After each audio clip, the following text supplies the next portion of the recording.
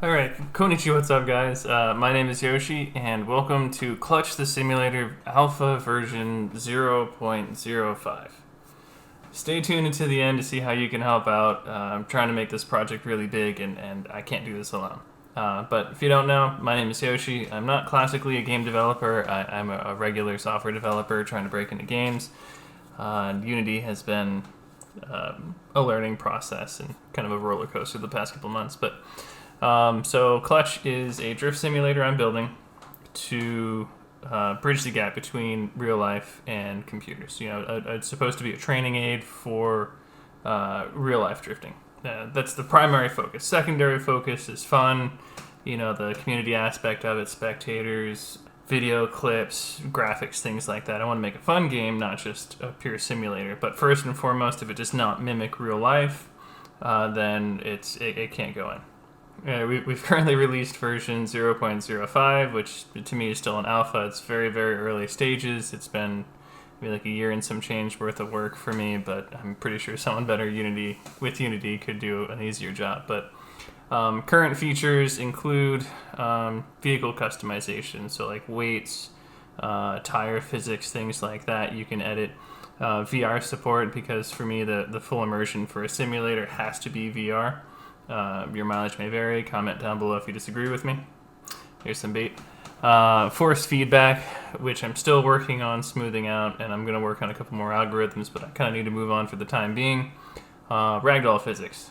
So we have spectators inside the sim. Back to my original point of real-life simulation. It was kind of a fun thing to add ragdolls in. So feel free to try that out. We'll see that in a second. So the difference between 004 and 005, the predominant thing is multiplayer.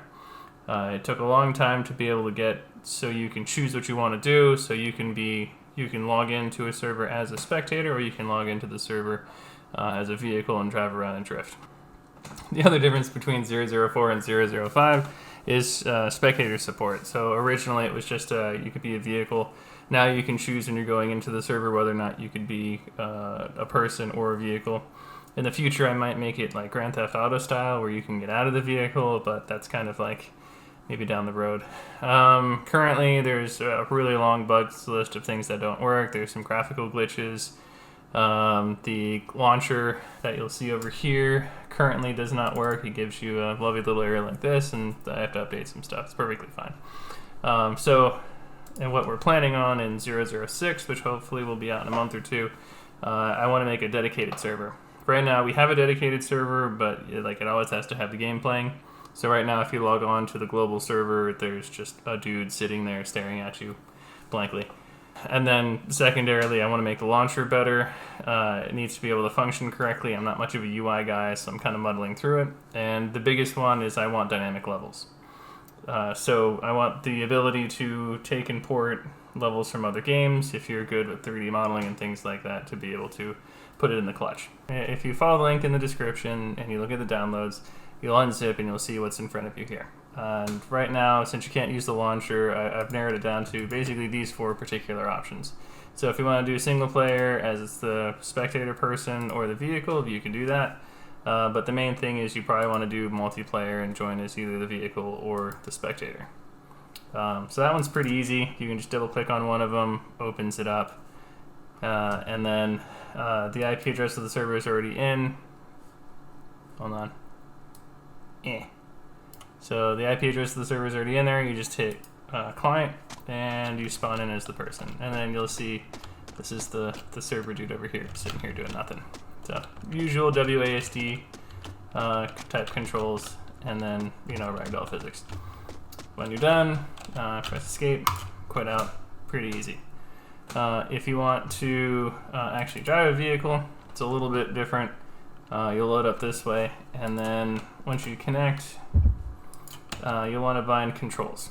So this is an out-of-the-box Unity thing called Rewired, and I am not entirely thrilled with the way this works. Now, I'm one of those people who has a hodgepodge setup, so it's lots of different types of, as you can see, like I have the CSL Fanatec pedals, I have a Cinemagic Alpha Mini wheel, I have a separate handbrake, I even have the AliExpress shifter, which surprisingly works really well. So some of the interesting things that what you're going to want to do is you have to click on which thing you're actually setting the input for. So if you want to do the wheel, you do the wheel, then you move the wheel around, and it should do that.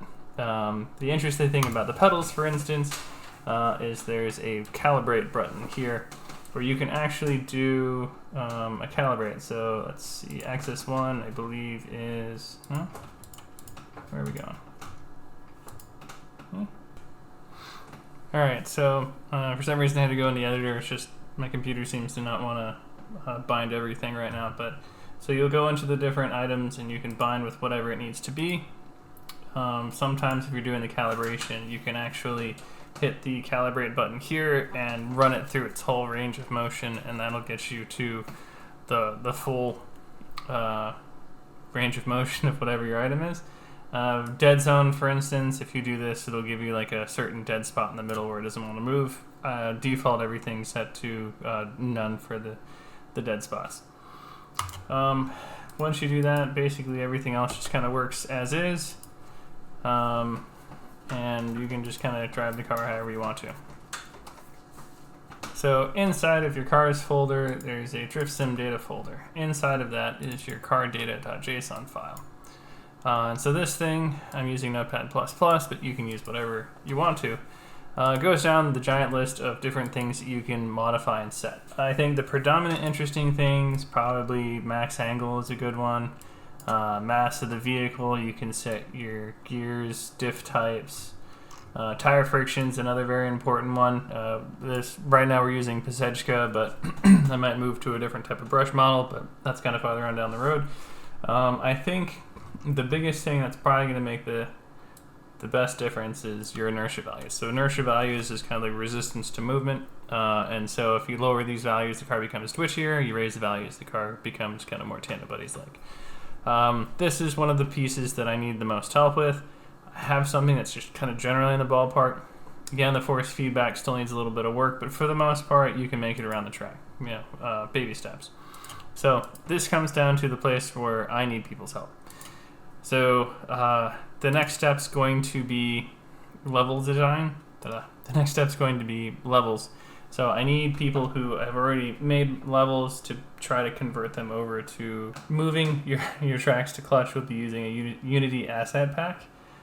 It should be pretty straightforward, but it will give you more leeway. You can make things physics objects, place spectators anywhere you want to, and kind of add some better graphical fidelity.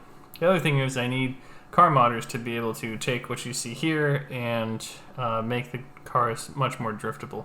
I'm very limited on time, so I'm having, I'm concentrating more on developing the sim versus figuring out this physics stuff right now. I want to get back to it soon, but I kind of want to get some of the bigger stuff out of the way. The other thing that I need is load testers. So we've set up a server already. There's one spectator inside of it. The theoretical maximum of people who can connect to a server is 100 people, which seems like a lot to me, but I'm not really sure how the load will handle it, how the engine will handle it. Will everybody get really bugged out? Not really sure. So feel free, load up, try it out, see how it works for you. The last thing is I'm trying to get the launcher. I'm actually a really big fan of the content manager for Assetto Corsa. The layout is a little bit wonky, so I could use some help with UI design. But anyway, feel free, load things up, try the game out, try the sim out. Why am I using air quotes? Feel free to try things out, leave feedback as you come across it. I appreciate anything that's constructive. If you do have bugs and things that aren't working, give me as much detail as possible. Your computer setup, even down to how your USB items are plugged in, computer specs, and like video gameplay of what's going on. The more information I have to be able to reproduce bugs, the better. Something like force feedback isn't working doesn't really help me. I know for a fact that this works on Moza wheels, Fanatec wheels, Alpha Mini wheels, and the Logitech wheels. So it should run the full gamut of the different types of wheels that are out there. But again, thanks for watching. Please try it out. Let me know how you like it, and hopefully I'll see you soon with 003. Peace.